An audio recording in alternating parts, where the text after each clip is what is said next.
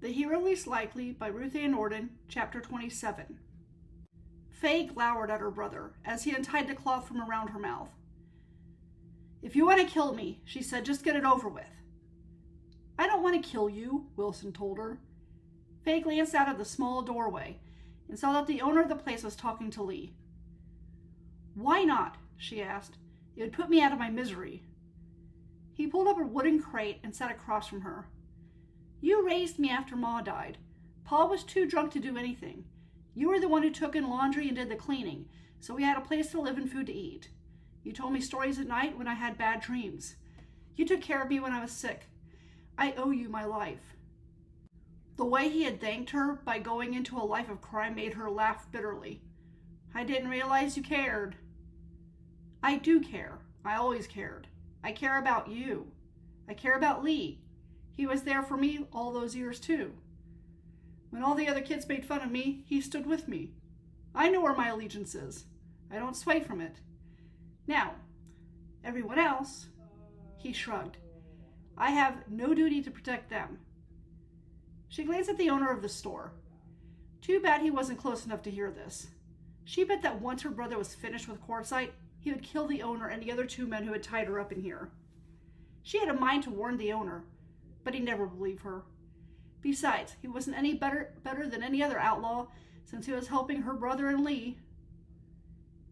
"After Lee and I get the treasure and make sure no one is going to stop us from leaving town, I'll come back here and let you go," Wilson assured her. "I only want you out of the way." She rolled her eyes to let him know that she didn't care. She doubted Blaze would be able to take on all 5 of these men. If she could, she would warn him that these 3 men had aligned themselves with her brother and Lee. Then Blaze would be prepared. But she had no way of doing that. It was very likely her brother and Lee would, once again, get away with their crimes. And there was nothing she could do to stop it. "Don't look so glum," Wilson told her. "You made an honest effort. No one can fault you for trying." He gave her knee a comforting pat, then stood up, so he could tie the cloth back around her mouth. "I have to hand it to you, Faye. You're smarter than any other woman in these parts. I admire the way you take care of yourself. But then, I shouldn't be surprised. You were always resourceful. I know you won't take money, so I won't give you any of the treasure. However, I do have this." He dug into his pocket. She turned her head so she wouldn't see what he wanted to show her, but he remained in place. She let out a sigh. Apparently he wasn't going to leave until she looked. She rolled her eyes again and then directed her gaze at the thing that he was holding. At once, she blinked in shock. It was her mother's cameo. "I found it at a shop last year," he said. "The man didn't realize how much this thing was really worth. Sold it to me. Cheap." He hadn't stolen it? Faye didn't know what to think about that. She also didn't know what to say about the cameo itself. She hadn't been able to keep any part of their ma's things since their pa had sold everything for liquor. Wilson tucked the cameo into the pocket of Faye's shirtwaist. "Ma'd want you to have this." Despite her best attempts to remain neutral in front of him, a tear slid down her cheek. "I know," he whispered. "I miss her too." Then he left.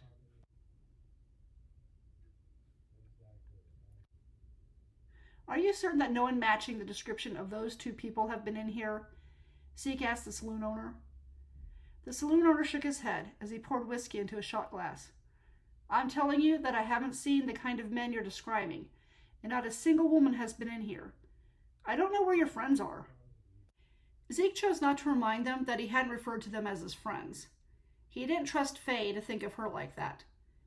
He liked Blaze well enough, but he wasn't sure if they were friends. He had, after all, married the woman Blaze had been betrothed to. But he had more important things to worry about at the moment. The sheriff was certain Lee and Wilson would be in town this evening, and the sun was already starting to set for the night. The saloon owner gave the shot of whiskey to the man a couple of chairs down from Zeke. "You should be able to make it to Granish Wash Mountains in 2 days, if you leave early tomorrow morning," the owner told the man. The man nodded his thanks and picked up the shot glass. "The mining out there is producing such great results. I have to deliver more dynamite to blow up more holes into one of those mountains." "Where did you put the dynamite?" Zeke asked the man. The man finished swallowing his whiskey and blinked at him in surprise. It's in 2 of the barrels on my wagon. Why, is there a problem? Zeke hesitated for a moment, then decided he should issue a warning. Besides, the sheriff was already going around town telling everybody to stay indoors in case there was a shootout. He pulled his deputy's badge out of his pocket and slipped it into place. I'm Deputy Zeke Ritter from Flagstaff, and I have good reason to believe Lee and Wilson will be in town before the day is up. A silence fell over the saloon as the men who were playing cards at a nearby table looked their way. Are you working with the sheriff? The owner asked after a moment. Zeke nodded.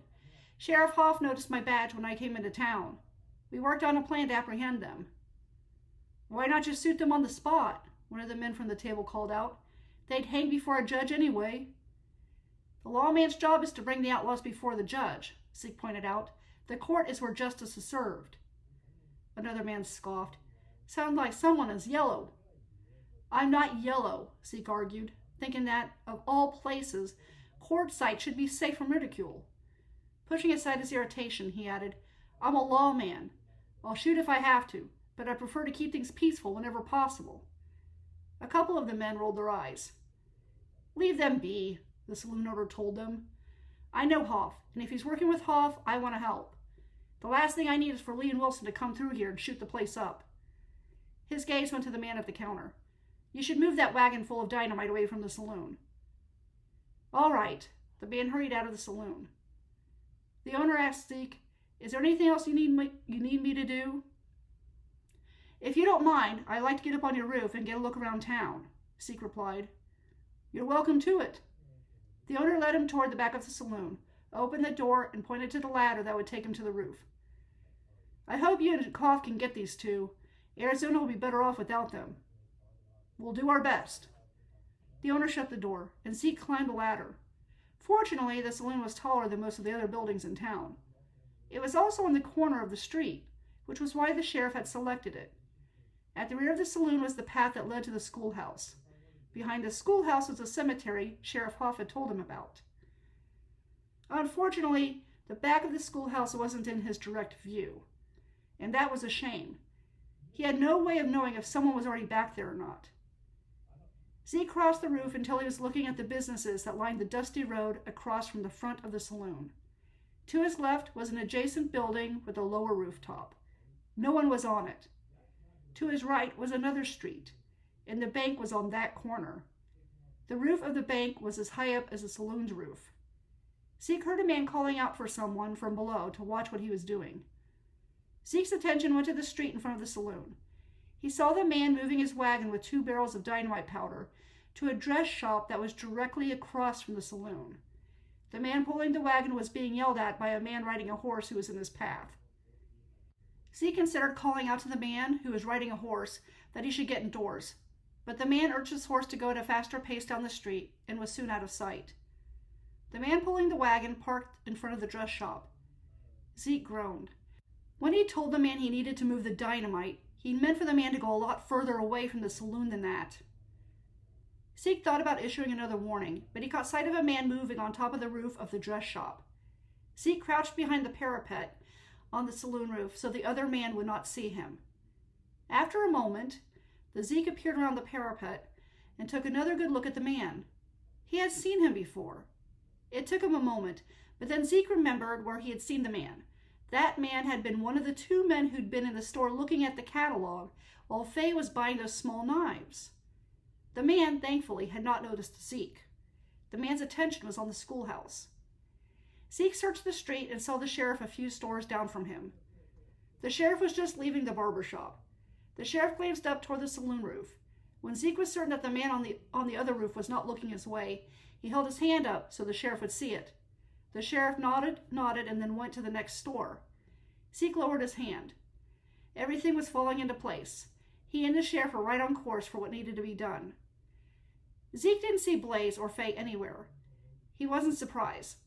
Those 2 would be hiding out and wait for Lee and Wilson to make their move. He dipped out of sight so the man on the other roof would not notice him if he looked at the saloon. This limited his ability to check on anyone else, but he was afraid if he remained standing for too long, someone from below might see him. If Lee and Wilson arranged for a man to be on the roof of a dress shop, Who knew how many men there were somewhere along the street, or even in a shop somewhere? He was glad Bernadette, Lucas, and Gail were out of the way. He would not have to worry about them while wondering where Blaze and Faye were. He really hoped that Faye was the person she said she was, that she was there to apprehend her, brother, and Lee. He pulled the gun from his holster and got ready for the confrontation with the outlaws. Sheriff Hoff entered the ammunition store. Surprised the owner wasn't in the room, he called out, "Roland?" Roland hurried out from the back room and pulled the door closed.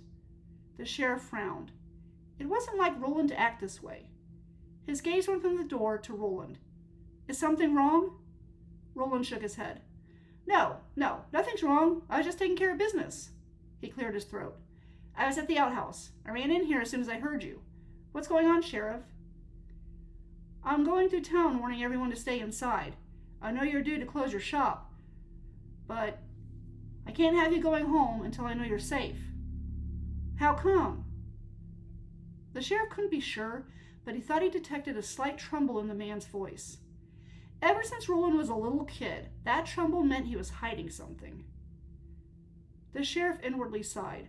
Roland knew about Lee and Wilson. Roland was helping them. Lee and Wilson had so many connections throughout the territory. Ordinary people who would otherwise do the right thing were somehow led astray by promises of riches. In this case, the lure was the treasure that might, or might not, exist behind the schoolhouse. As the sheriff was about to pull out his gun, a man popped out from behind the counter, his gun cocked and ready to shoot. It was Lee. "Well, damn." "I'll hand it to you, Lee," the sheriff said. "You know what you're doing." "You don't get this far without being smart," Lee replied with a snicker. He waited for the sheriff to go to the back room. "I don't think our little visitor will mind if there's one more in the group." Roland gulped. "When your ma finds out what you're doing, she's going to be so ashamed," the sheriff told Roland, thinking that this might change his mind and help him turn around Lee. Bringing up Roland's mother, however, did not have the desired effect. Roland opened the door to the back room and motioned for him to go in there. The sheriff paused for 1 second with a glance out the window. All was quiet out there. If Lee were here, then Wilson had to be in town too. It was going to be up to the Flagstaff's deputy to find him. "Now, we're cruel, but we're not unreasonable," Lee began as the sheriff made his way to the back room. "We aren't planning to hurt anyone while we're here, Sheriff." The sheriff paused when he saw the woman, who was tied to a chair with a cloth tied around her mouth. She took one look at him and groaned in disappointment. "Yes," he agreed. It was unfortunate he hadn't been more on guard when he'd entered this place, but he had known Roland for 30 years. One would think that was enough time to know whether or not you could trust someone. Lee took the gun from the sheriff, and Roland pulled up another chair. The sheriff hesitated, but sat down and let himself be tied up. He could tell that the woman wasn't happy, that he'd been given in so easily, but Lee was a sharp shooter. Any sudden movement would make Lee fire that gun, and that would probably kill him. Worse, it would probably make Zeke come here running. Zeke needed to keep watch over the schoolhouse. Sooner or later, Lee would go there, and the sheriff needed Zeke to find them. "Are there any other lawmen we need to worry about?" Lee asked Roland as Roland finished tying the sheriff to the chair. Roland shook his head. "The deputy we had is dead. It's just Hoff." "Good. Then we won't have anything to worry about." Lee turned his gaze to the sheriff. "We only kill when necessary." "Since when is it necessary to kill women and children?" the sheriff asked, not wanting to argue, but finding the accusation coming out of his mouth before he could stop it. "I said we are cruel, not unreasonable," Lee reminded him. "Sometimes we find it necessary to kill women and children." He shrugged as if anyone should understand the distinction. "Now that we have the only lawman in town taken care of, I'm going to my post." He turned to Roland. "Keep watch at that window. I'll be on the roof at the boot store. I'll give you the sign when Wilson and Todd are done digging up the treasure." The sheriff waited until Lee and Roland left the room, then looked in the woman's direction. She was glaring at him, as if she had expected him to single-handedly tackle both men. He decided not to pay her any mind. He didn't know why she was stuck back here, but she was the least of his concerns.